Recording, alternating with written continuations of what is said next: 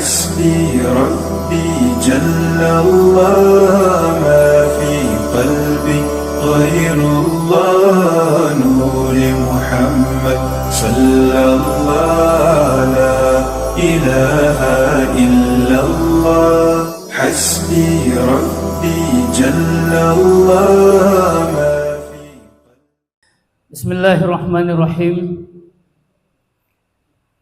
Yang kita hormati Ustadz Lukman Al-Hakim MHI sebagai Ketua Dewan Pengurus Wilayah Hidayatullah Sumatera Selatan beserta jajarannya, Ustadz Ketua Dewan Pengurus Daerah Hidayatullah se-Sumatera Selatan beserta jajaran, para asatid unsur yayasan, Ketua Yayasan Hidayatullah Banyuasin Ustadz Dwi beserta jajaran, para pengasuh, wabil khusus para santri-santri Hidayatullah Banyuasin yang ganteng-ganteng ya, Masya Allah ya, yang merasa ganteng jawab salamnya harus semangat ya, yang nggak semangat berarti merasa diri nggak ganteng ya. Assalamualaikum warahmatullahi wabarakatuh.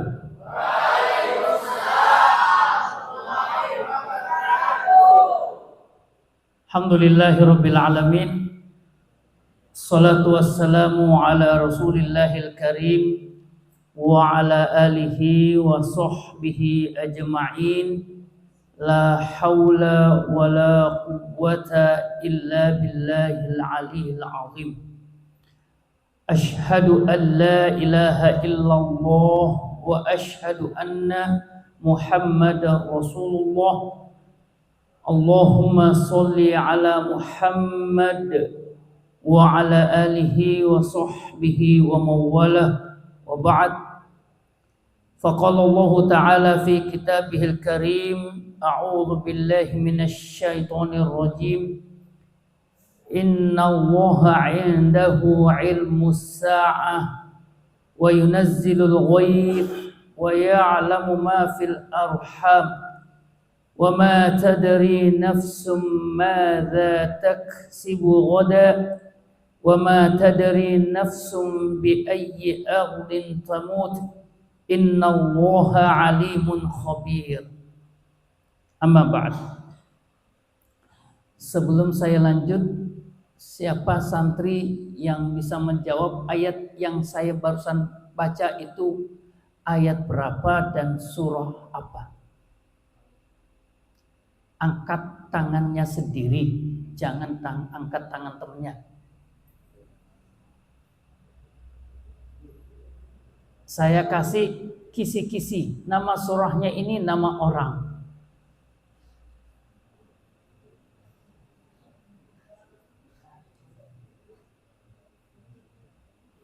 Saya kasih kisi-kisi, nama surah ini adalah nama ketua DPW Sumsel. Coba angkat tangan. Surah Luqman. Oh, tahu ya, Masya Allah, hebat ya. Ya. Surah keberapa itu dalam Al-Quran? Surah ke-30 satu ya, harus hafal ya. Surah ke-31 ayat 34 atau ayat terakhir dari surah Luqman ya. Baik,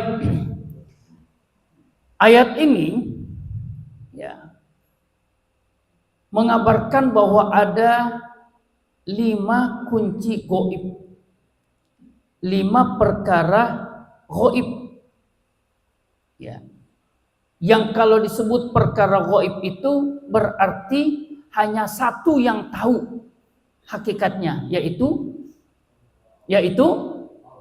Allah. Karena Rasulullah sallallahu alaihi wasallam itu sudah menyatakan, wa ma utitu minal ilmi illa qalila. Enggak tahu saya itu ilmunya. Ya. Bahkan ketika ditanya, yas'alunaka 'anir ruh, qulir ruhu min amri rabbi. Orang-orang bertanya kepada Nabi Muhammad SAW tentang ruh. Nabi Muhammad SAW menjawab, ya, qulir ruhu min amri rabbi. Perkara ruh itu perkara Tuhan, urusan Allah. Yang tahu itu hanya Allah. Maka surah Luqman ayat ke-34 mengabarkan 5 perkara gaib yang hanya Allah yang tahu tentang hal tersebut. Ya. Namun saya tidak membahas semua, tapi saya ingin membahas perkara yang keempat. Coba santri, ada yang tahu perkara keempat, perkara gaib keempat dalam surah Luqman ayat 34. Perkara gaib yang keempat, apa itu?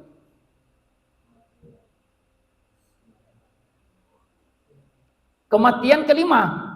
Wa ma tadri nafsun bi ayyi ardhin tamut. Sebelumnya, wa ma tadri nafsun madza taksibu ghadan. Apa yang akan terjadi setelah zaman kita sekarang, waktu kita sekarang? Kalau sekarang menunjukkan pukul 20.52, apa yang akan terjadi 20.53 itu hanya Allah yang tahu. Kalau hari ini adalah hari Rabu, apa yang akan terjadi hari Kamis hanya Allah yang tahu. Kalau hari ini malam, apa yang akan terjadi besok pagi itu hanya Allah yang tahu. Wa ma tadri nafsum madza taksibu ghadan. Secuil pun tidak ada di antara kita yang bisa memastikan apa yang akan terjadi di waktu-waktu mendatang. Makanya Nabiullah Muhammad SAW pernah mendapatkan teguran keras dari Allah Subhanahu wa taala. Ketika seorang sahabat datang kepada beliau menanyakan satu perkara, Nabi SAW mengatakan, datang besok saya akan berikan jawabannya. Maka turun 2 ayat di dalam Al-Quran. Siapa santri yang tahu 2 ayat itu? Ayat 23 dan ayat 24. Ya. Dan jangan sekali-kali ya Muhammad kau mengatakan, aku besok pasti akan melakukannya. Kecuali apa yang Allah izinkan. Kalau terjemahannya mungkin gak begitu akrab, tapi kalau saya baca ayatnya mungkin santri mengatakan, oh itu toh. Tahu aku. Nah, sebelum saya bacakan ayatnya, ayat 23-24. Kalian baca malam Jumat atau hari Jumat pagi. Surah Al-Kahfi. Wala taqulanna li syai'in inni fa'ilun dzalika ghadan illa ayyasha Allah. Enggak boleh. Nabi Muhammad SAW saja dilarang. Tidak punya kewenangan, tidak punya otoritas memastikan apa yang akan terjadi setelah setelah waktu tersebut. Apa yang akan terjadi besok itu enggak boleh. Illa ayyasha Allah. Beberapa hari lalu, kalau tidak khilaf tanggal 7 ya. 7 bulan 1 atau 7 bulan Rajab sama. 1446 Allah Subhanahu wa taala telah menunjukkan kepada kita idza arada syai'an ayyaqula lahu kun fayakun. Di dalam surah Yasin ayat 82 Allah Subhanahu wa taala menegaskan, kalau aku sudah mentakdirkan terjadi, tidak ada yang bisa menghalangi, tidak ada yang bisa mencegah.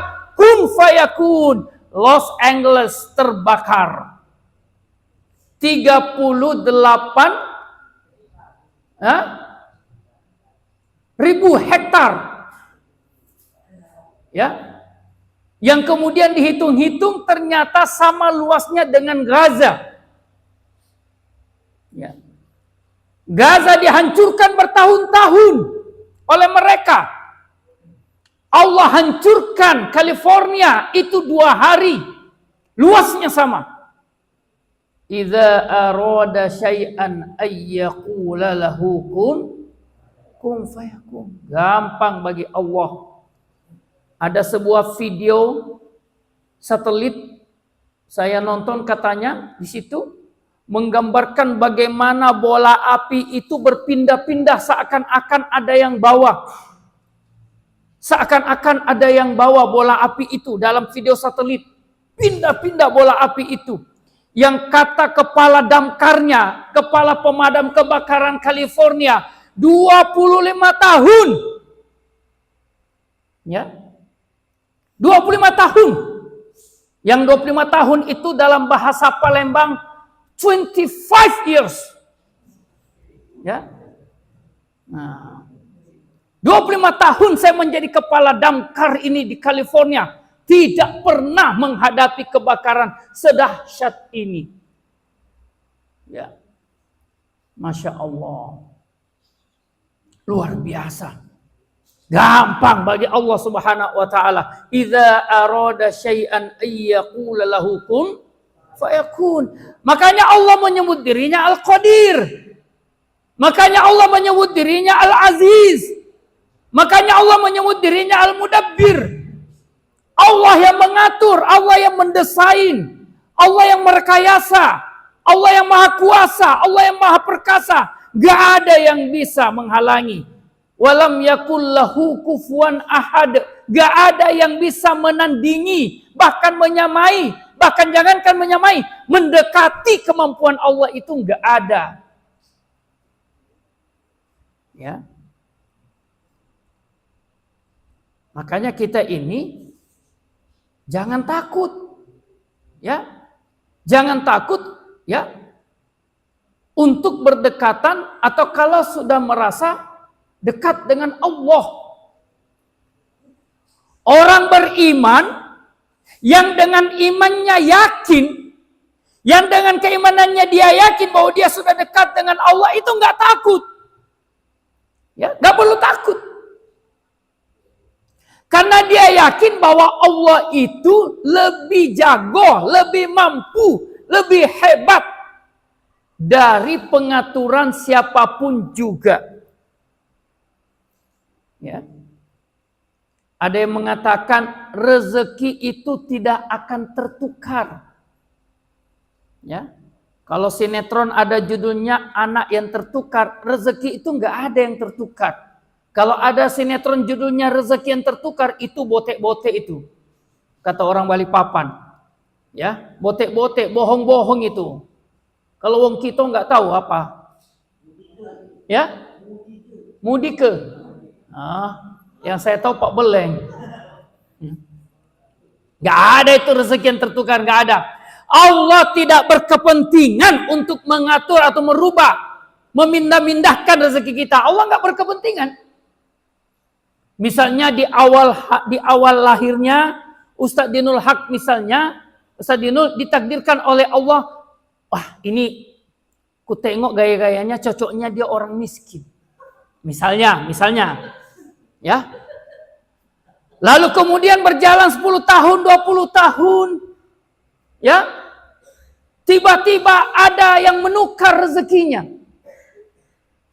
Tiba-tiba beliau jadi orang kaya dan yang satu menjadi miskin. Tanpa sepengetahuan Allah, itu nggak mungkin. Nggak mungkin. Ya. Ya. Allah itu maha meliputi, muhitun. Allah maha meliputi segala dinamika yang terjadi di alam semesta ini, yang dalam tafsir Al-Imam At-Tabari fi ta'wili ayil Quran, ya, itu mengutip hadis Nabi bahwa Allah telah mendesain semua dinamika di muka bumi ini 50.000 tahun sebelum Allah menciptakan alam semesta. 50.000 tahun. Bahwa malam ini kita berkumpul di tempat ini, di masjid ini, 50.000 tahun Allah telah mengaturnya. Ya. Bahwasanya yang namanya Nasbi Arsad itu orang Indonesia, Bugis Makassar, dan bukan orang Arab. Ya, itu Allah sudah desain 50.000 tahun.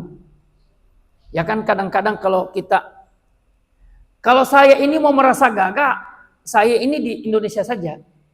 Karena kalau saya ke Arab, minder saya. Ya kan? Lihat orang Arab, ganteng, ya, cakep. Gitu. Datang ke India, cakep-cakep. Gitu. Datang ke Eropa, cakep-cakep. Kalau mau merasa cakep, aku ke Palembang aja lah. Ya kan? Ketemu Bang Dinul, kalau aku tengok-tengok Bang Dinul ini, bisa lah aku bersaing ya. Ya kan? Misalnya kalau saya dengan Bang Dinul tersesat ke santri putri, kalau ada 5 santri putri, itu 3 itu nempel sama aku tuh. 3 yang nempel sama aku, yang 2 itu lari. Jadi nggak ada yang nempel sama aku. Nggak ada. Ya. Ustadz Lukman tadi mengatakan bahwa teman-teman ini DPD dari daerah-daerah yang Google saja itu bingung. Ya, Google saja bingung kalau ditanya. Gitu. Saya juga pernah tugas di satu daerah Ustadz yang juga angker. Cuman angkernya beda. Kalau di sini angkernya itu misalnya jalanannya ekstrim. Di sini mungkin sinyalnya susah. Di sini mungkin air bersihnya susah dan sebagainya. Saya angkernya beda Bang Dinul. Saya bertugas di daerah yang angkernya itu. Kalau ada 3 cewek yang berjalan, yang cantik itu 4. Bayangkan itu. Kalau ada 3 cewek yang jalan, yang cantik itu 4. Saking cantiknya cewek-cewek di daerah tempat saya tugas itu. Gitu. Wah gitu. Luar biasa itu.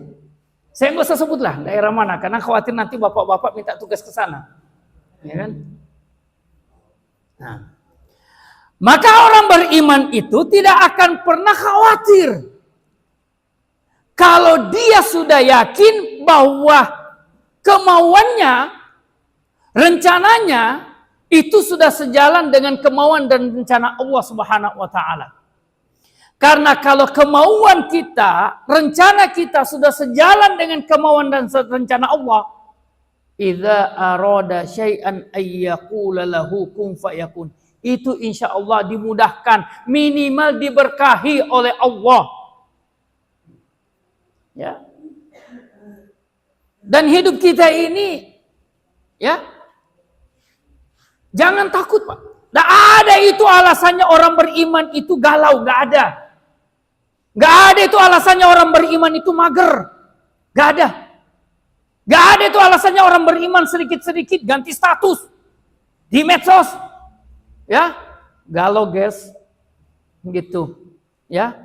Nah, dikit-dikit di status WA-nya boring bro, gitu. Nggak ada itu, ngapain orang beriman boring, galau, mager dan sebagainya, ya. Karena orang beriman itu cuma 2 pilihannya. Urusan-urusannya itu. Kalau bukan urusannya itu dimudahkan dan diberkahi oleh Allah, maka minimal kalaupun tidak dimudahkan, maka urusannya diberkahi sama Allah. Ya, orang beriman 2 itu aja. Kalau bukan dimudahkan dan diberkahi oleh Allah, maka minimal kalaupun tidak dimudahkan, maka urusannya diberkahi oleh Allah. Artinya apa? Ketika urusan kita ini tidak mudah, jangan galau. Karena setiap kesulitan yang kita dapatkan dalam urusan kita, di situ ada keberkahannya. Kalau kita menjalaninya dengan betul-betul, dengan dasar keimanan. Gitu. Ya. Makanya kalau tadi dikatakan oleh Ustadz Lukman, kalau ditugaskan, sami'na wa ta'na. Ya. Saya di Hidayatullah ini boleh dikata sudah cukup variatif tugas-tugas saya. Ya. Tugas akademik pernah, ya. 95 sampai 2002 tugas kuliah di Madinah. Tugas pengasuh asrama pernah. Guru pernah. Dosen pernah. Tugas organisasi, ya, Dewan Pengurus Pusat pernah, Dewan Mudzakarah pernah, Pemuda, Syabab, Hidayatullah, pernah. Sekarang DMP. Yang belum ini adalah musyidah. Saya lagi, kalau mungkin akan cari-cari celah ini. Bisa nggak bapak-bapak jadi ketua umum Muslimat Hidayatullah? Kalau bisa kan ku tackling nanti Ibu Hani Akbar itu. Ya, ketika mau naik panggung dilantik, ku tackling dia, jatuh kan. Ku ganti dia. Gitu.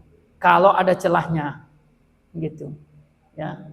Nah, ya. Tinggal ketua umum musyidah saja yang belum. Pemuda sudah, DPP sudah, DM sudah, DMP sekarang. Ya. Nah, dijalani aja. Dijalani. Gitu. Ya. Tugas apa lagi? Tugas politik. Pernah. 2019 calon DPD. Ya. Dan itu bertahan, Pak. Keren, Pak, calon DPD-nya. Bertahan 5 tahun. Calon DPD, Masya Allah. 5 tahun calon. Sebenarnya tahun 2022 sebenarnya masuk PAW. Cuman yang saya mau gantikan itu nggak mau mundur. Nggak mau mundur. Dan dia kuat secara politis. Kuat secara politik. Nggak mau mundur. Berbagai macam cara dia lakukan supaya nggak mundur. Gitu. Ya tapi sudahlah. Itu dia urusannya dia. Nanti di akhirat kita saling aturlah. Gitu. Ya. 2024, 2023 kemarin maju lagi DPD. Gitu. Ya. Belum berhasil juga. Belum kering-keringat DPD. Ditugaskan lagi. Maju calon wakil bupati. Ya, 2024. Majulah kita calon wakil bupati. Keren, Pak. Ya. Keren, Pak. Gitu. Ya. Peringkat 2 dari 4 paslon. Nomor 3 itu incumbent, nomor 4 itu incumbent. Gitu. Ya. Pernah juga. Nanti mungkin 2029 aku nyalon presiden. Ya kan? Karena ternyata untuk jadi jadi pejabat negara itu kan tidak harus pintar ternyata. Gitu. Enggak harus pintar. Enggak pintar ngomong aja bisa. Gitu kan? Enggak pintar ngomong. Nanti modalnya cuma satu saja. Loh kok tanya saya? Gitu. Ya kan? Nanti kalau Bang Dinul sebagai wartawan nanya aku, ya, gimana Pak Wapres urusan perkara ini? Ya tinggal ku jawab aja. Kamu nanya. Gitu. Ya. Tinggal angkat Pak Sahir jadi jadi staf khusus kan? Bang Dinul bertanya, Pak Sahir yang kupasang. Tanya Pak Sahir. Kan? Nanya apa kau? Nanya apa kau? Kan mengkerut ya kan? Waduh, mau ditanya paman. Ya kan? Gitu aja. Gampang kok ngurus negara itu. Gampang itu, ya. Ya, Masya Allah. Ya, semua ini kita jalani. Ya. Kenapa saya menjalani semua itu dengan lapang, insya Allah? Karena semua itu tugas. 2019, mohon maaf ini, saya sekedar cerita saja. 2019, saya ditugaskan DPD, satu rumah melayang. Wah, kan keren kan, satu rumah melayang. Seakan-akan, Ustaz Nasfi punya rumah yang lain ya? Satu aja sih. Ya, cuman kan kelihatan keren kan? Satu rumah, seakan-akan ada rumah lain. Gitu. Satu rumah melayang, jual. 2023, maju lagi, satu mobil melayang. Gitu. Kemarin maju wakil bupati, istri saya nanya, Bang, maju wakil bupati apalagi yang dijual? Oh enggak, saya enggak jual apa-apa. Benar, iya. Kenapa? Ya enggak ada lagi mau dijual. Ya, rumah sudah, mobil sudah. Gitu. Enggak ada lagi. Gitu. Ya. Nah, makanya waktu saya beli mobil ini, orang heran. Ustadz, biasanya orang itu kalau gagal nyalek, mobilnya itu tambah jelek, tambah murah. Lah Ustadz ini gagal nyalek, mobilnya lebih bagus dari mobil sebelumnya. saya bilang itulah hebatnya orang Hidayatullah. Orang Hidayatullah itu matematikanya beda. Gitu. Ya, saya dicerita Ustadz Lukman tadi, Ustadz Asweni untuk maju ke DPR RI, jual sana, jual sini dari mobil Fortuner menjadi mobil sedan butut. Gitu. Kita tidak. Dari mobil Avanza naik jadi mobil R3. Naik kelas mobilnya. Calonnya yang gagal. Jadi anggota DPD-nya yang gagal. Gitu. Ya. Saya ditanya, Ustadz, nggak galau, nggak guncang, gagal jadi anggota DPD. Saya tanya, kenapa mesti guncang? Tidak ada kamusnya bagi kader ketika dia menjalankan tugas secara ikhlas untuk kemudian menyesali pengorbanannya. Gak boleh itu. Gak boleh. Ya. Wajahidu fillahi haqqa jihadi. Orang-orang saja tidak ada visi peradaban Islamnya. Orang-orang itu tidak ada idealismenya. Orang-orang itu tidak ada cita-cita agamanya. Mau mengeluarkan uang bermiliar-miliar. Kemarin saya berpasangan dengan kawan calon bupati. Dia mengeluarkan uang itu 35 miliar. Uang semua itu. Ketika dia hitung-hitung, selesai pemilihan pilkada, dia hitung-hitung, keluar angka 35 miliar, apa dia bilang? Coba rek katanya, dibelikan satu Lamborghini gitu kan, bisa. Oh gitu. 35 miliar itu adik-adik, ya. Kalau mobilnya Pajero misalnya, ya, nah, itu bisa dapat 100. Nah, kalau Pajeronya 700, ya, 50. Kalau Pajeronya 700 juta, kalau 10 berarti 7 miliar. Kali 50, 35 miliar. Oh, bayangkan, beli Pajero 50 butir, 50 biji. Bayangkan, 1 bulan gak habis itu kalian pakai. Apalagi kalau dibelikan Avanza. Punya 100 itu.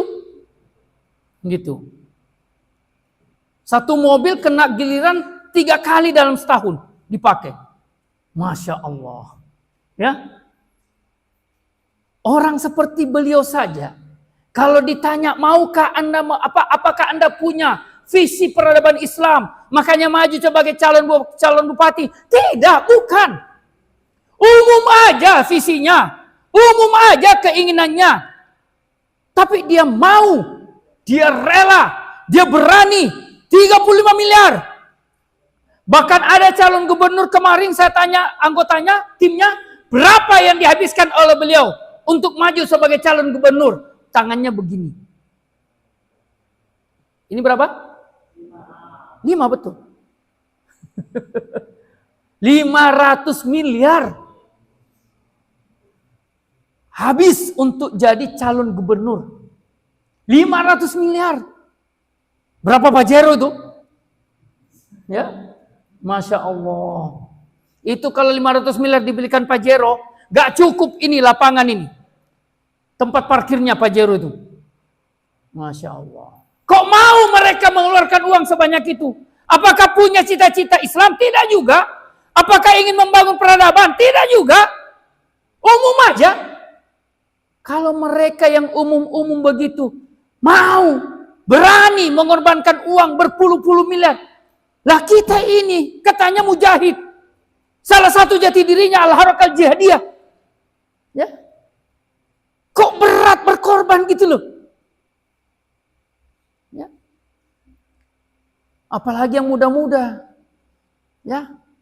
Kalau santri-santri awal dulu Masya Allah sudah memberikan contoh. Ya. Ustadz Amin Mahmud merintis Hidayatullah Sumatera Selatan. Ditugaskan oleh Ustadz Abdullah Said. Dibelikan tiket kapal dari Balikpapan sampai kemana? Sampai ke Surabaya. Ustadz Amin Mahmud nanya kepada Ustadz Abdullah Said, Ustadz, tugas saya kemana? Sumatera Selatan, ke Palembang. Loh, kok tiket saya ke Surabaya, Ustadz? Iya, dari Surabaya kamu ke Jakarta. Tiketnya Ustadz, cari sendiri. Ustadz Amin Mahmud ke Surabaya. Disambut sama teman-teman. Supaya dapat uang tiket, Ustadz Amin Mahmud ceramah sana, ceramah sini. Dapat amplop, dapat uangnya, alhamdulillah, pakai beli tiket ke Jakarta. Di Jakarta ceramah lagi sana sini untuk dapat tiket ke Palembang. Dulu begitu. Ya. Sekarang kita enak. Ya, mana alumnistis? Mana alumnistis? Pak Sarjono mana Pak Sarjono? Dulu waktu dari STIS dari Balikpapan ke sini tiketnya tiket apa? Kapal atau pesawat? Pesawat, Pak Sarjono. Dari mana? Dari Balikpapan langsung, dari Balikpapan nyampe Palembang pesawatnya? Iya. Bengkulu. Coba. Pesawat. Gitu. Gimana kalau misalnya Ustaz Sarjono? Ustaz Sarjono ke Bengkulu. Tiketnya Ustaz, ini tiket Balikpapan Makassar. Loh. Terus Makassar ke Jakarta gimana Ustaz? Cari di Makassar.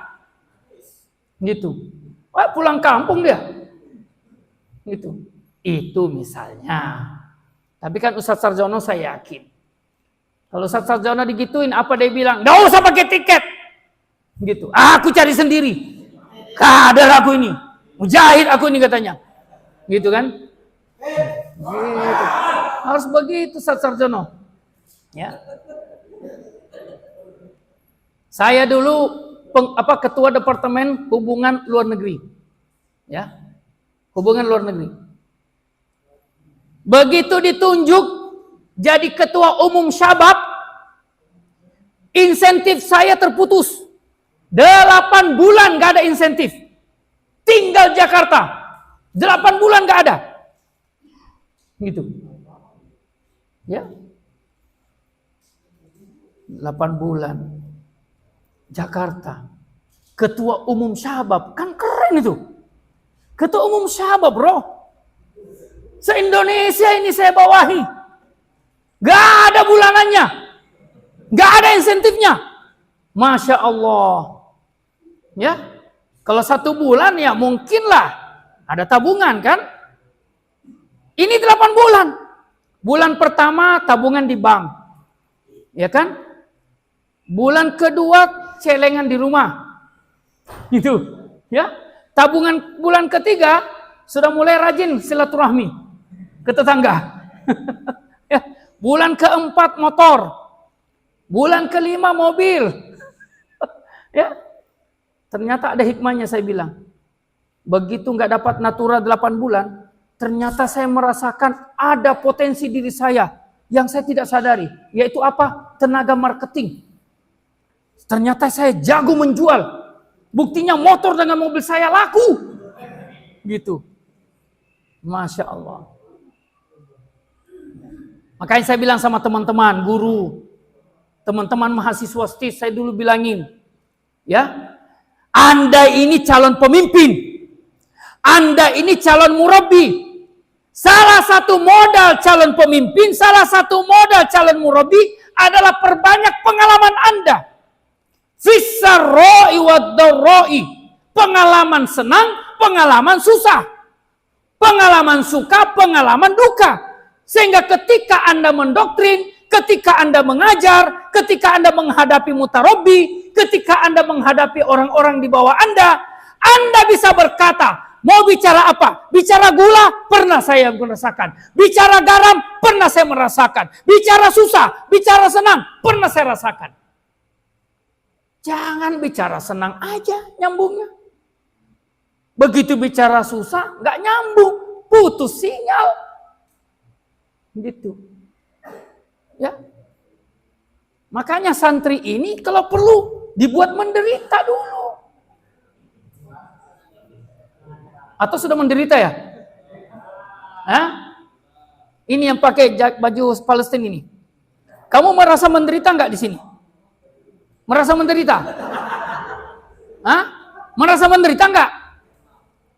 Pernah atau? Ya? Coba ceritakan. Apa keadaan yang menurut antum menderita di sini? Di Palembang. Kenapa? Nyebur empang. Berapa lama? 2 jam. Berapa hari? Nggak nyampe sehari. Itu antum sebut menderita. Cemen. Ya. Tak bergerak alis aku mendengarnya. Ya. Dulu kami waktu santri Ustadz Jufri ya, saat anunya terus. Waktu santri, saya ini bukan santri awal. Bukan santri yang pertama-tama masuk Hidayatullah, tapi saya bersyukurlah. Tahun 90-an saya masuk di Gunung Tembak, saya masih merasakan itu. Mohon maaf. Kami TC-nya 40 hari. 40 hari itu dari pagi sampai siang, habis duhur sampai asar. Pagi sampai asar, kami turun di empang. Empangnya mana? Empang kotoran. Membersihkan. Sementara narik-narik sampah, narik-narik rumput, ada jatuh dari atas. Masih seger. Kuningnya masih mengkilat. Gitu. Ya mau dia apa? Ya. Sementara kita tarik-tarik gitu kan. Kok ada yang seger, ini ada kayaknya produksi baru. Ya. Gitu. Ya. Karena empangnya itu di bawah WC umum. Ya, WC umum. Wah, di situ banyak yang lari itu. Banyak yang guncang. Untung waktu itu belum ada WA. Untung waktu itu belum ada medsos. Coba kalau ada medsos. Gitu kan? Banyak yang selfie itu. Banyak yang selfie. Klik. Bersihin empang guys. Ya kan? Klik. Masih kuning guys. Ya. Nah itu. Sarapannya sarapan apa? Tadi pagi sarapan apa? Ikan. Sama?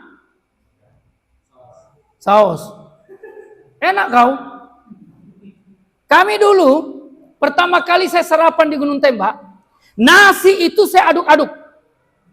Sampai saya bilang sama kawan, termasuk sama Ustadz Arif Wadi, senior saya. Ya.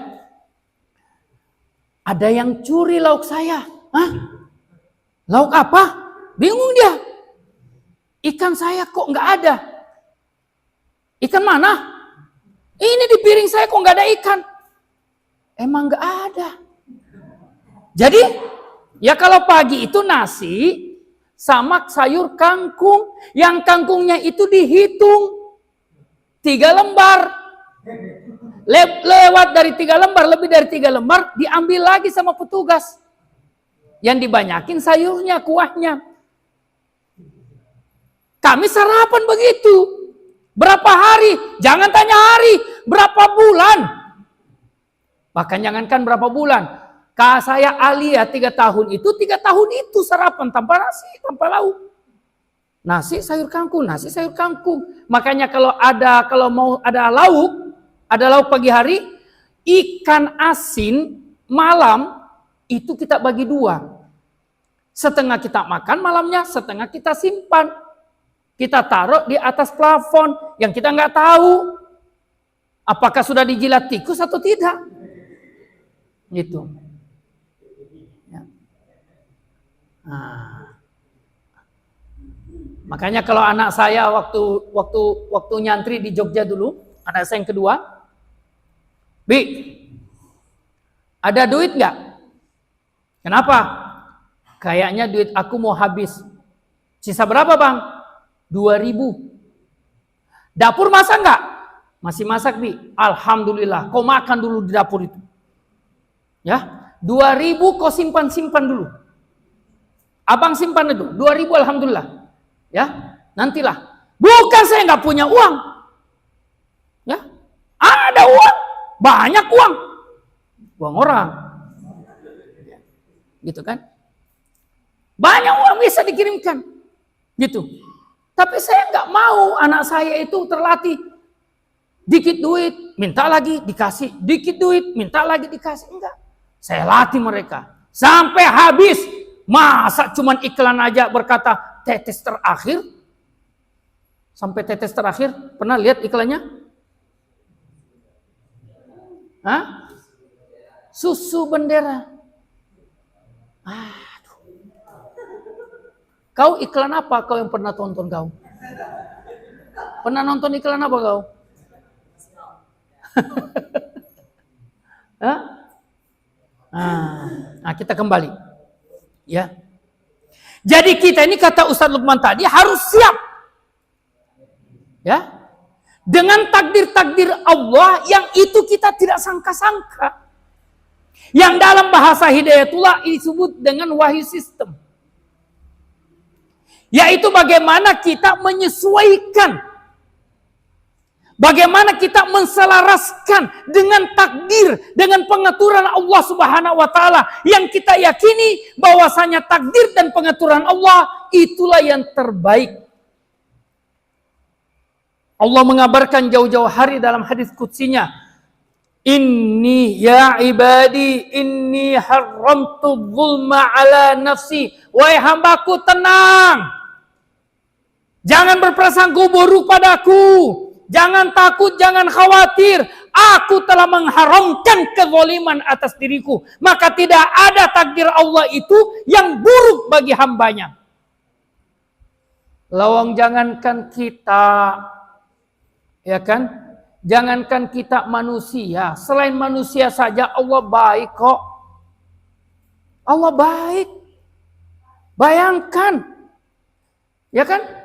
Setan aja dikasih baju. Jadinya suster ngesot. Pakai baju dia tuh. Suster ngesot kan? Iya kan? Dikasih baju loh. Ada make upnya lagi. Masya Allah. Setan aja dikasih make up sama Allah. Gitu kan? Apalagi? Pocong.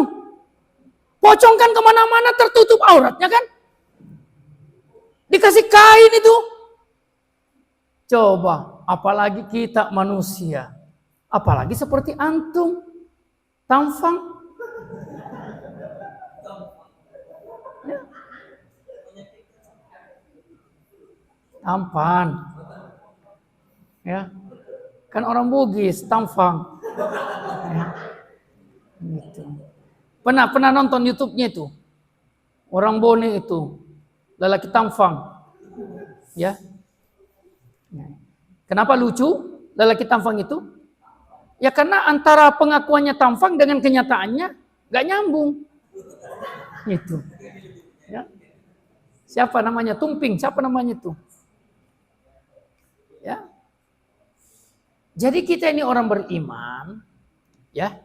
Apalagi kita orang hidayatullah yang telah diajarkan oleh Al-Ustaz Abdullah Said rahimahullah ta'ala untuk selalu mampu menselaraskan kemauan kita dengan kemauan Allah dalam prinsip wahyu sistem.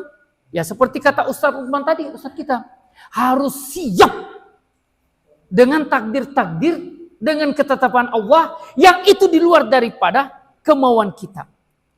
Syekh Shalih Al-Utsaimin rahimahullah ta'ala itu pernah mengatakan dalam salah satu tulisannya, hakikatnya tidak ada takdir Allah yang buruk. Hakikatnya tidak ada takdir Allah yang buruk. Kenapa ada yang disebut takdir buruk kata beliau? Karena manusia itu menyebut takdir baik atau buruknya berdasarkan maunya dia. Berdasarkan maunya dia. Kalau sesuai dengan kemauannya maka dia katakan takdir baik. Betul atau tidak? Kalau tidak sesuai dengan kemauannya dia katakan takdir buruk. Gitu.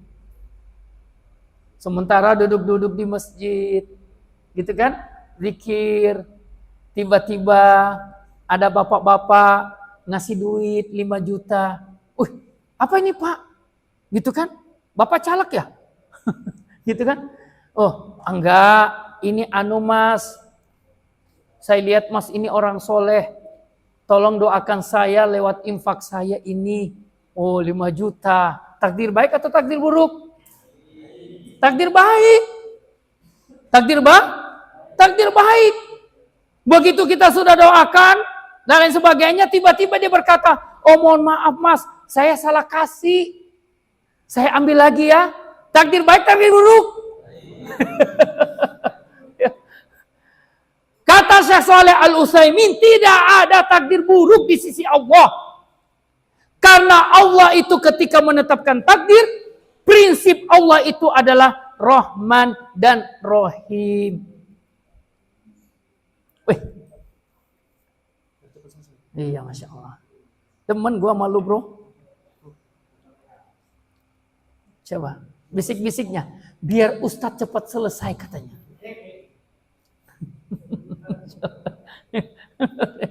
Untung gak dia. Ya. Masya Allah. Nah, makanya bagaimana caranya? Supaya kita selaras dengan takdir Allah selalu.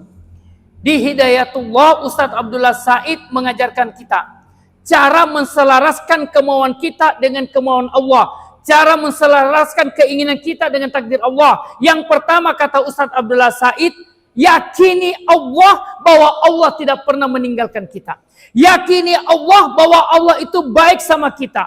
Allah telah menyebutkan dirinya, inna rahmati ghalabat ghadabi. Rahmatku itu selalu lebih dulu daripada kemarahanku. Ya.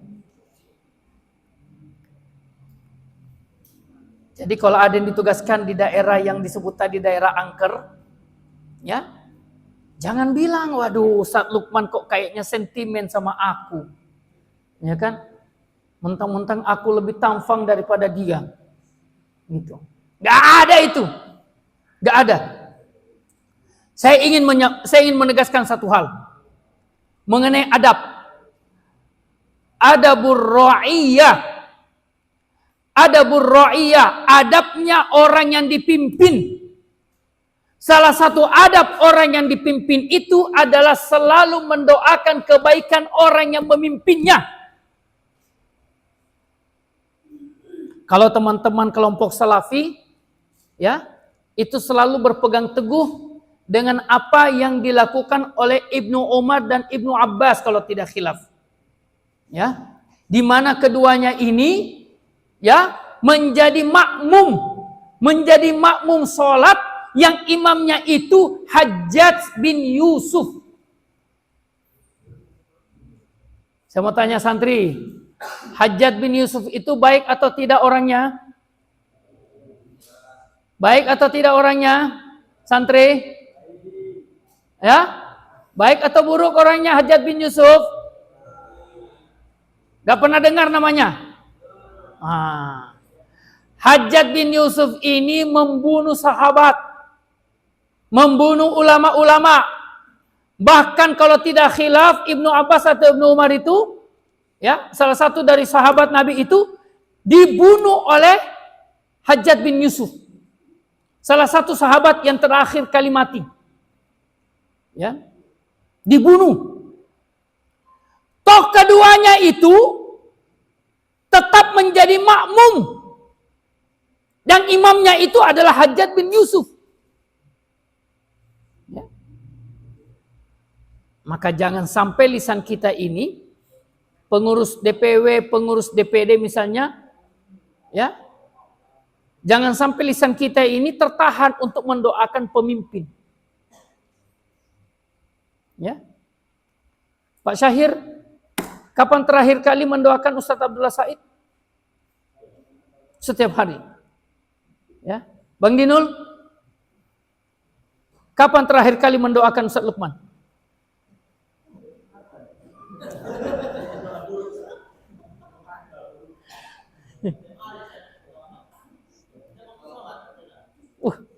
Keren sekali ya. Setiap sholat didoakan. Ya Allah, mudah-mudahan tidak tergelincir kaki dia itu. Ya. Mendoakannya itu sambil giginya bunyi-bunyi gitu loh. Gregetan. Ya. Masya Allah. Itu adab. Adabur ra'iyah. Kenapa harus mendoakan pemimpin? Sebagai salah satu bentuk keridhaan kita. Karena ketika kita diberikan pemimpin secara legal, ketika kita telah diberikan pemimpin secara formal, secara resmi, maka itulah takdir. Makanya tadi dalam sambutan Ketua Umum DPP apa? Kami siap mendukung program yang dicanangkan oleh Presiden Republik Indonesia. Bukan Hidayatullah itu pelin-pelan. Bukan Hidayatullah itu menjilat, tapi sudah dilantik. Maka karena sudah dilantik, maka menjadi presiden kita yang resmi, yang sah. Yang kepadanya kita wajib taat selama tidak bermaksiat kepada Allah. Itu prinsip Ahlussunnah wal Jamaah begitu. Jangan terus-terusan menolak. Pokoknya saya tidak mau taat sama dia. Sudah dilantik kok. Sudah sah, resmi. Ya. Maka dalam prinsip Ahlussunnah wal Jamaah, maka kita wajib menyerahkan ketaatan kita malam selama tidak bermaksiat kepada Allah. Ya. Itu prinsip Ahlussunnah wal Jamaah begitu. Ya. Nah, maka kita kembali. Maka Ustaz Abdullah Said, langkah pertama supaya kita selalu selaras dengan kemauan Allah, kuatkan akidah. Kuatkan akidah. Yakini bahwa Allah tidak pernah menzalimi kita. Yakini bahwa Allah itu selalu siap mendengarkan doa kita. Dan yakini bahwa tidak ada doa yang disia-siakan oleh Allah. Saya mau tanya santri. Siapa yang bisa menjawab 3 cara Allah menjawab doa kita? 3 cara Allah menjawab doa-doa manusia. Ada bisa menyebutkan? Dosa banyak-banyak, dosa 4, 3 aja.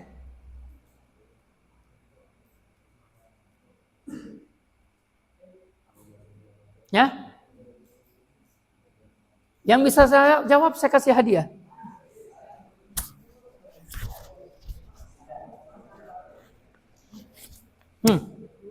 Wah, salah cabut aku. Tapi harus 3. Saya tambahkan lagi. 3 cara Allah menjawab doa kita.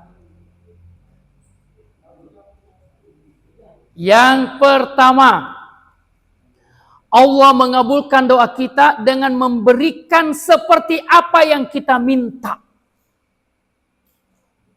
Persis seperti apa yang kita minta. Ya. Ya Allah, ku tengok ada motor baru ya Allah. Rasanya aku ini kalau naik motor itu, cewek-cewek itu lengket semua kayak perangko. Tak mau lepas ya Allah. Ya. Wah, pokoknya kalau aku pakai motor itu ya Allah. Ya. Pokoknya aku rajin ya Allah. Nah, Allah kasih motor tersebut. Diberikan seperti apa yang dia minta. Ya Allah, berikan aku kesehatan. Diberikan sehat. Ya Allah, mudahkan urusanku. Dimudahkan urusannya. Ya Allah, berikan aku uang. Diberikan uang. Yang pertama cara Allah menjawab doa kita seperti apa? Allah memberikan seperti apa yang kita minta. Ya. Cuman kadang-kadang kita tidak sadari itu kalau Allah mengabulkan doa kita. Ustadz, tugas di mana? Musi Banyu Asin. Dari sana ke sini berdoa enggak supaya dilindungi sama Allah?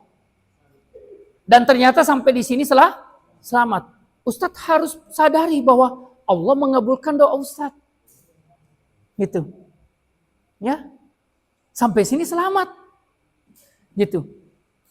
Ya. Nah. Itu yang pertama. Ya. Kalau Ustadz Sahir ya sampai ke tempat tugas jangan selamat ya. Jangan sampai sana namanya berubah jadi selamat gitu loh. Ya.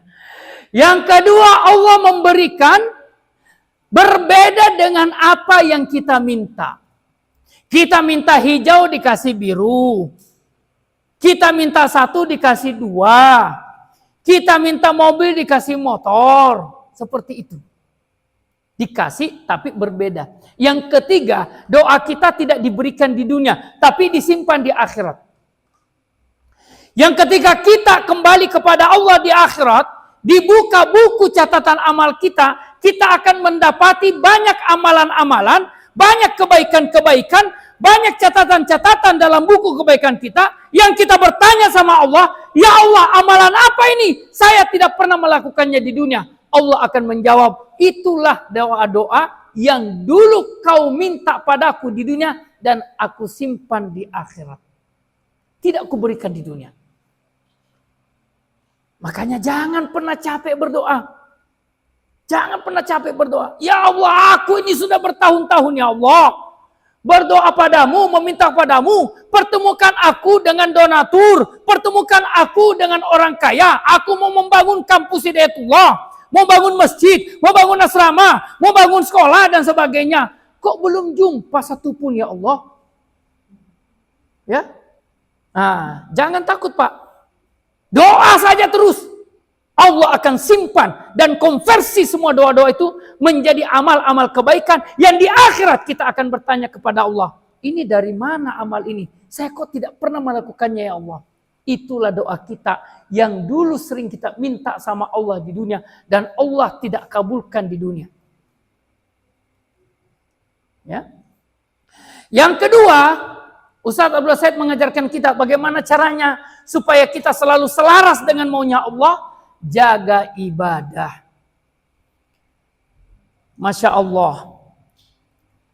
Perjalanan kader-kader Hidayatullah dari awal sampai sekarang setidaknya melahirkan 3 kategori kader. 3 kategori kader. Yang pertama, ada kader yang tidak kuat teorinya. Ada kader yang tidak kuat teorinya, tapi kuat prakteknya. Ilmunya mungkin tidak dalam, tapi ibadahnya terjaga.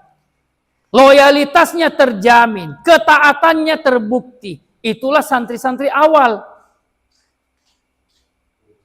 Kalau dibandingkan dengan ilmunya master kita ini, ya, Dai Istiqlal, ya, kalah. Ilmu beliau kalah. Yang santri-santri awal dibandingkan ustadz kita. Ya. Kalau soal teori. Tapi kalau soal ibadah harus kita mengakui. Ya. Harus kita mengakui. Bukan merendahkan ibadah kita, tapi harus kita akui. Ustadz-ustadz kita, orang-orang tua kita, santri-santri awal, as-sabiqunal awalun, ibadahnya Masya Allah.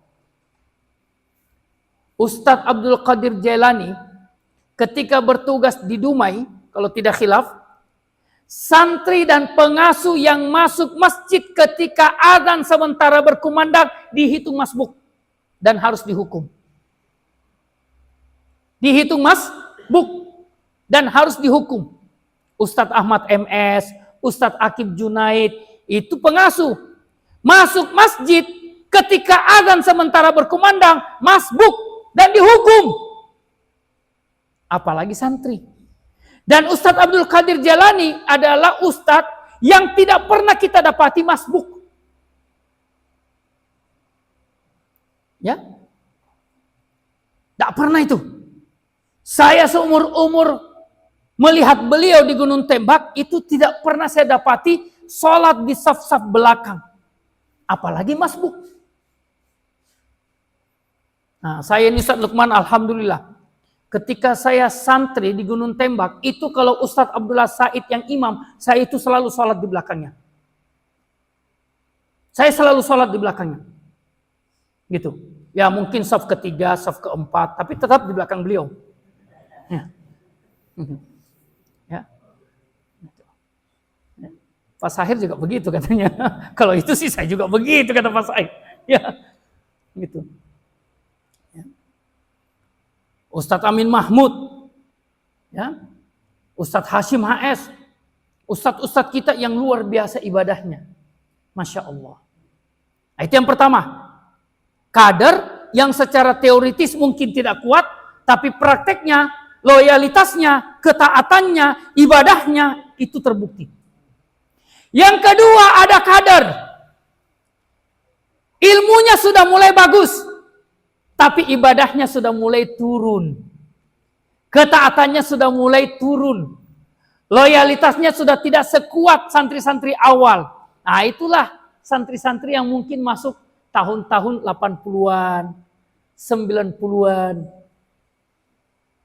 Nah, yang ketiga, ada kader yang teorinya luar biasa. Ya, ayat lancar, hadis hafal, teori-teori jago dan sebagainya. Tapi ketika masuk ibadah, terkapar dia. Gitu. Jangankan sholat lail 4 jam. Sholat lail 2 jam pun sudah susah. Susah bin sulit. Gitu. Ustadz, yang penting witir. Itu yang terjaga. Nabi itu witir dijaga terus, Ustadz. Betul, witir dijaga terus, tapi jangan cuma witirnya. Gitu. Nabi itu kan tidak pernah melepaskan witir dan qobliyah subuh. Walaupun dalam keadaan perang, Nabi itu tetap witir dan Nabi tetap qobliyah subuh. Dua ibadah ini yang tidak pernah ditinggal oleh Nabi. Makanya kalau kita ulama-ulama fikih menjelaskan, kalau kita tidak sempat sholat witir, bangun ketika azan subuh, maka witirnya itu kita konversi jadi sholat di pagi hari. Gitu. Kalau nggak sempat qobliyah subuh sebelum sholat, maka setelah sholat subuh bisa langsung berdiri di qadha atau tunggu waktu duha baru di qadha.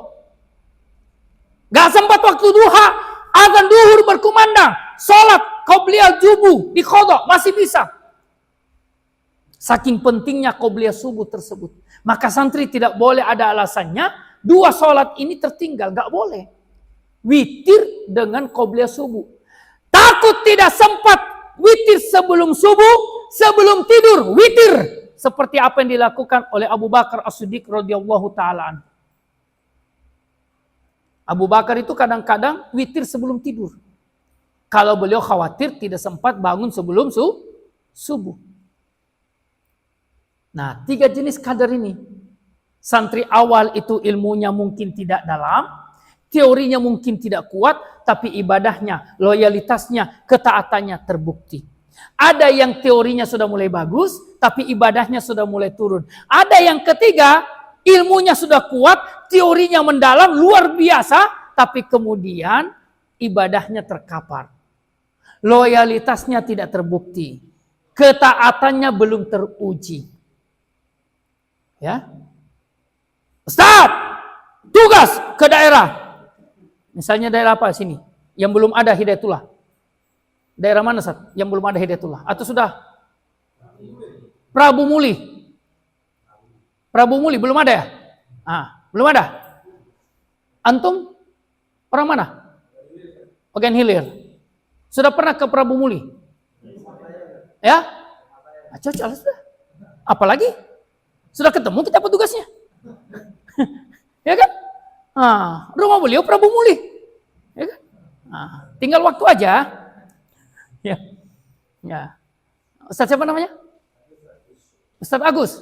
Agus apa? UAS ini. Singkatannya UAS juga ini. Ustaz Agus Sofyan. Masya Allah. Ya. Nanti kita akan buat beritanya. Ya. Ya. Hidayatullah menugaskan UAS ke Prabu Muli. Wah, viral itu. Wah, UAS masuk Hidayatullah. Masya Allah. Ya, begitu dibaca Agus Sofyan. Astaga. Ya, tapi kan tak salah kan? Disingkat UAS juga. Gitu kan? Itu. Yang penting sebelum Ustadz, jangan dipanggil Kak Ustadz. Karena nggak bagus itu singkatannya. Gitu. Ustadz Agus Sofyan, singkatannya UAS. Kalau dipanggil Kak Ustadz, Kaknya dipanggil disingkat juga, kan nggak elok pula kan? Kan nggak enak kalau disingkatannya kuas kan? Ya, gitu. Jadi nggak usah dipanggil Kak Ustadz ya, nggak usah gitu. Ya, Apalagi Pak Ustadz gitu, jangan ya, singkatannya puas. Ya, nah, gitu. Ya. Ustadz Agus misalnya, tugas pramugari, gitu. Tugas apa Ustadz? Merintis di sana. Langsung datang ke Ustadz Lukman, Ustadz, sudah dipikir baik-baik tuh? Sudah dipikir ini, sudah dimusyawarahkan, sudah ini rapat DPW, sudah memutuskan antum ke Prabu Muli. Diistiqorahkan sudah Ustadz. Sudah diistiqorahkan. Masya Allah. Sudah nanya ke DPP. Sudah SK sudah ada. Oh gitu ya. Apalagi ya. Ujung-ujungnya itu loh. Nah, tapi kalau Ustadz Agus Sofyan, ya saya lihat-lihat ini, wah, enteng aja itu kalau Prabu Muli itu. Ya. Besok-besok beliau bertanya, Ustadz Lukman, mana SK saya ke Prabu Muli? Udah nggak sabaran aku nih ke sana. Nah, gitu. Keren itu. Ya. Masya Allah. Ya. Saya dulu waktu bertugas ke Sukabumi juga nggak menyangka-nyangka. Ya. Nah, Ustadz Chandra ini saksinya, Ustadz Chandra, karena beliau terlibat itu. Jadi atas agama Arab Saudi memberikan gedung di Sukabumi. Yang gedung itu kita nggak tahu mau diapain. Yang penting diserahkan ke Hidayatullah, dikelola. Ustadz Chandra menyerahkan ke saya, Ustadz Nasbi, tolong, bagaimana caranya ini? Dikelola gedungnya atas agama Arab Saudi di Sukabumi. Ku tengok gedungnya, Masya Allah. Saya kira itu yang namanya gedung angker hanya ada di film. Saya ke Sukabumi, pergi nengok gedungnya, Masya Allah. Ini gedung ditumbuhi ilalang atau ilalang ditumbuhi gedung. Hampir sama tingginya. Pagarnya itu penuh dengan ilalang. Persis seperti film-film horor itu. Untung saya kesananya siang. Kalau malam terus petir, kilat, horor itu. Gitu. Apalagi kalau kesananya malam Jumat Kliwon. Gitu. Ya. Akhirnya dirintis. Alhamdulillah berjalan. Masya Allah. Nah itulah ya. Yang kedua kata Ustaz Abdullah Said, jaga ibadah. Ya, Masya Allah. Ya, Ustaz Abdullah Said itu orang yang terjaga ibadahnya. Kita bersyukur. Ustaz Abdul Aziz pernah mengatakan, saya bersyukur bahwa Hidayatullah ini diberikan nikmat oleh Allah dengan dua sosok pemimpin yang keduanya menjadi qudwah. Ustadz Abdullah Said kuat pada ibadahnya. Ustadz Abdurrahman Muhammad kuat pada ibadahnya. Saya pernah dicerita oleh salah satu anaknya Ustadz Abdullah Said karena saya akrab dengan anak beliau. Ya. Nah, itu katanya, kalau Ustadz Abdullah Said pulang ke rumah pukul 11 malam dan setengah 12 malam belum bisa tidur, maka beliau pergi mandi. Jam 12 ke masjid, sholat tahajud di masjid. Ketika beliau pulang ke rumahnya, piket sudah tidur. Beliau tinggalkan rumahnya ke masjid, piket masih tidur. Gitu. Bayangkan itu Ustadz Dinul. Ya kan? Ustadz Dinul setengah 12 belum bisa tidur, gelisah memikirkan umat dan ummi. Waduh, ya gimana ini? Ya dipikirkan umat 10%, ummi 90%. Ya gitu. Setengah 12 belum tidur. Ustadz Dinul pergi mandi, gitu kan? Berkata sama istri, Umi jangan ganggu saya mau sholat tahajud. Masya Allah. Berapa jam Abi? Mungkin sampai subuh. Masya Allah, luar biasa. Jam 1 istrinya tengok Ustadz Dinul, Masya Allah, khusyuk sujudnya suamiku, gitu.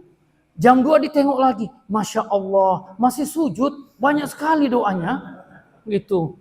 Masya Allah. Begitu jam 4, ya disentuh, ya Abi langsung terbanting, cek, tidur ternyata.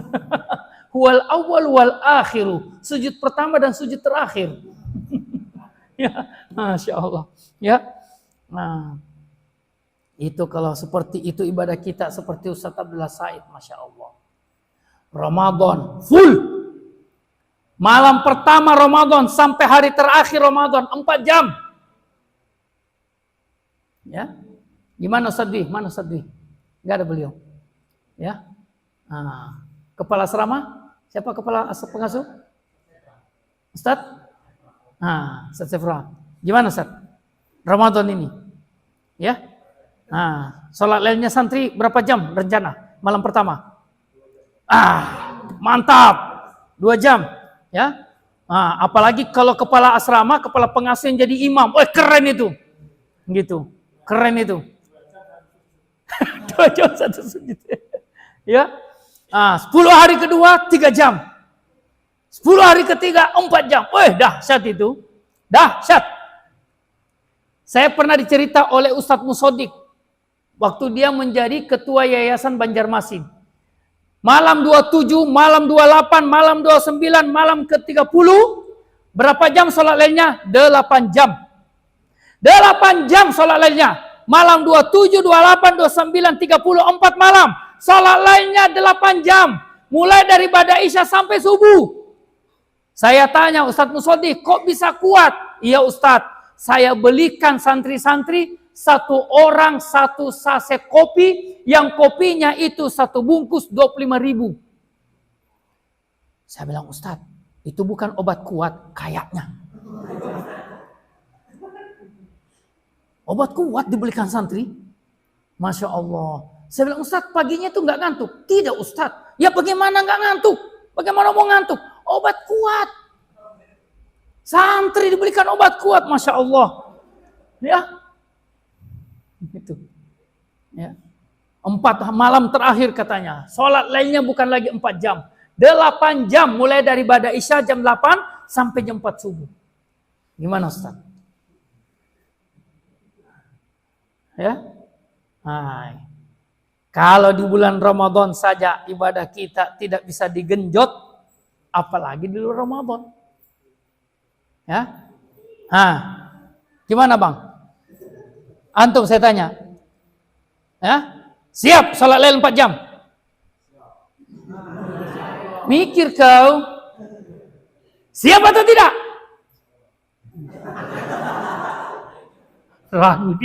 Ragu dia 4 jam. Kata orang Banjar, paca batis. Ya. Ustaz Al-Basaid mengatakan jaga ibadah. Supaya apa? Selaras mau kita dengan kemauan Allah. Ya. Yang ketiga adalah angkat proyek-proyek keumatan. Angkat pekerjaan yang itu kita yakini melebihi daripada kapasitas kita. Melebihi daripada kemampuan kita. Kalau lebih daripada kemampuan kita, itu akan menjadi alasan untuk tangan-tangan kita ini selalu menengadah kepada Allah Subhanahu wa Ta'ala. Terangkat kepada Allah. Ya Allah, gak mampu aku ini. Berat ini pekerjaan. Kalau bukan karena pertolonganmu ya Allah, gak mampu aku. Gak mampu. Ya. Masya Allah. Ya.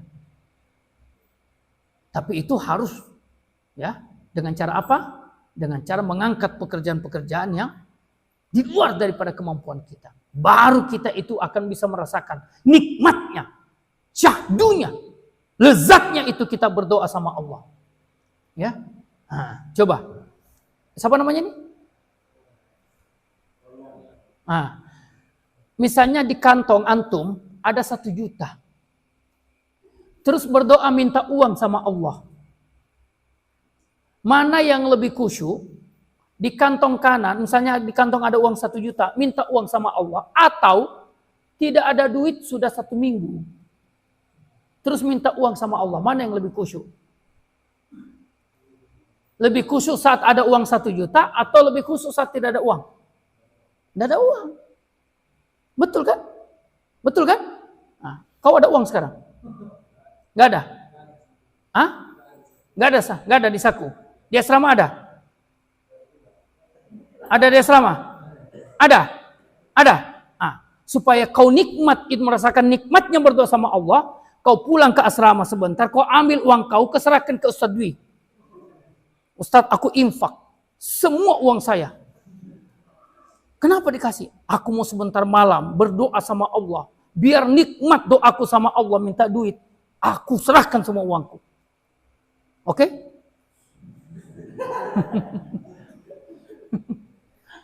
Ya. Masya Allah. Alhamdulillah. Ya. Maka kita harus bersyukur. Santri-santri harus bersyukur. Berada di lembaga perjuangan. Berada di lembaga perkaderan. Maka namanya perjuangan, namanya perkaderan, itu jangan selalu mengharapkan semuanya enak. Karena namanya di kader itu pasti tidak enak. Ya. Saya kadang mengambil contoh seperti apa? Bikin pedang.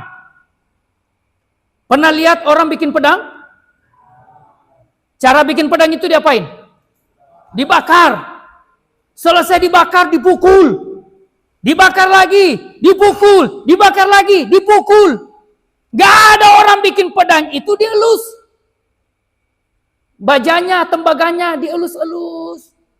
Pakai tisu basah, disemprot pakai parfum, dijemur, besoknya jadi pedang. Gak ada itu. Gak ada. Kalau mau jadi pedang, dibakar. Kalau mau jadi pedang, dipukul. Itu baru bisa jadi pedang. Makanya pemimpin umum kita mengatakan, hafizahullah ta'ala, tidak ada pemimpin besar yang lahir dari kasur-kasur yang empuk. Gak ada. Gak ada itu pemimpin besar itu yang lahir dari kasur yang empuk. Gak ada. Gak ada itu pemimpin besar itu lahir dari mimpi yang indah. Gak ada. Ya, gak ada. Gitu. Jadi kalau santri, sekarang tidur di atas kasur atau tidak? Enggak kan? Kata Ustadz Uthman, ya, besok-besok akan ada yang jadi pemimpin, ada yang jadi ulama, ada yang jadi siapa? Ya, makanya dosa protes, Ustadz, apa ini saya sudah 3 tahun sini kok nggak ada kasur? Memang tidak dikasih kasur supaya antum akan jadi pemimpin besar besok hari.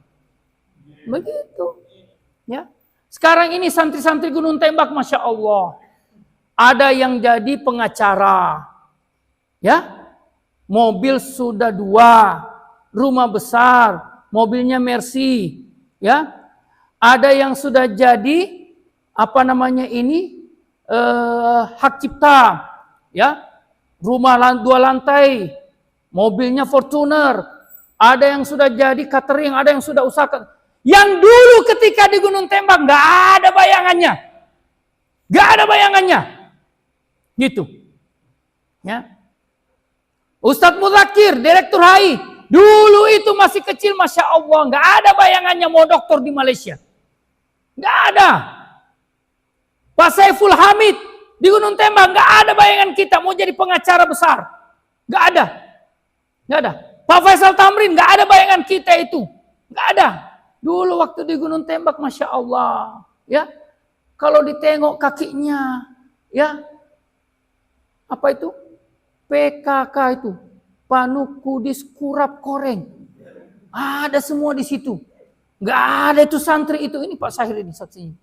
Ya, kalau sudah koreng itu dikerumuni agas itu, masya Allah, digaruk begini, terkelupas sedikit, langsung banyak peminatnya itu namanya agas itu. Ya, masya Allah, gitu. Tapi hebatnya. Berdasarkan bocoran, santri putri itu senang dengan santri yang tangannya kasar. Kenapa katanya? Karena kalau kasar berarti pekerja keras. Bocoran ini. Makanya santri, ya, jangan takut tangannya kasar. Tiap hari gosok aja di pasir. Ya, biar kasar tangannya. Biar kalau salaman sama istrinya nanti, loh, kok kasar bang? Iya deh. Ini bukti bahwa abang ini pekerja keras waktu santri. Masya Allah. Ya, itu santri itu senang betul itu. Santri putri senang kalau santri putra itu yang pekerja keras. Ya, ibadahnya kuat. Gantengnya nomor 9, nggak apa-apa, nggak ganteng, nggak apa-apa. Loh, kan tinggal matiin lampu aja, selesai. Kalau mati lampu nggak kelihatan itu sudah. Gitu. Ya. Gitu. Ya. Ustadz Dinul Haq ini kan dapat jodohnya karena mati lampu itu. Ustadz Inul ini. Ya. Begitu dikasih foto Ustadz Inul ke istrinya, mati lampu. Aduh, gimana ini? Ya sudahlah, ini aja. Gitu kan. Nah, begitu sudah ini aja, nyala lampu. Boleh dibatalkan? Masya Allah, Alhamdulillah. Ya, baik. Barangkali demikian apa yang dapat saya sampaikan. Mohon maaf apabila kata-kata yang kurang berkenan di hati. Mudah-mudahan kita semua diberikan konsistensi oleh Allah Subhanahu wa taala untuk selalu berada di jalan jihad ini. Selalu konsisten di lembaga Al-Harakah Al-Jihadiyah ini. Kita semua memahami bahwa jihad itu adalah pengorbanan. Tidak ada jihad yang tidak membutuhkan pengorbanan. Pengorbanan fisik, pengorbanan pikiran, pengorbanan waktu, pengorbanan cita-cita, pengorbanan harapan, pengorbanan obsesi, pengorbanan harta dan sebagainya. Ya. Nah, tetapi harus kita yakini bahwasanya status terbaik, status yang paling tinggi, status yang paling mulia di sisi Allah ketika seorang hamba, seorang manusia kembali kepada Allah, status tertingginya adalah dia kembali kepada Allah dalam keadaan dengan status dia adalah seorang mujahid. Dan itulah status kita sekarang insyaallah ta'ala. Barangkali demikian, wallahu ta'ala alam, wallahul muwaffiq ila aqwamit thoriq. Mohon maaf. Assalamualaikum warahmatullahi wabarakatuh.